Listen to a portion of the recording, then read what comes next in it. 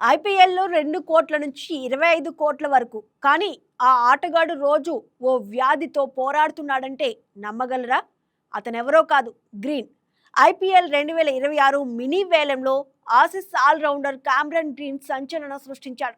2 కోట్ల రూపాయల బేస్ ప్రైస్‌తో వేలంలోకి వచ్చిన గ్రీన్ కోసం కేకేఆర్, సీఎస్కే, రాజస్థాన్ మధ్య తీవ్ర పోటీ నెలకొంది. చివరకు కోల్కతా నైట్ రైడర్స్ ఏకంగా 25.20 కోట్లకు గ్రీన్ను సొంతం చేసుకుంది. దీంతో ఐపీఎల్ చరిత్రలో అత్యధిక ధర పలికిన విదేశీ ఆటగాడిగా మూడో స్థానం రికార్డు సృష్టించాడు. కానీ గ్రీన్ జీవితంలో మరో కోణం ఉంది. పుట్టుక నుంచే అతడు క్రానిక్ కిడ్నీ వ్యాధితో బాధపడుతున్నాడు. తన కిడ్నీలు ప్రస్తుతం 60% పనిచేస్తున్నాయని 2023లోనే గ్రీన్ వెల్లడించాడు.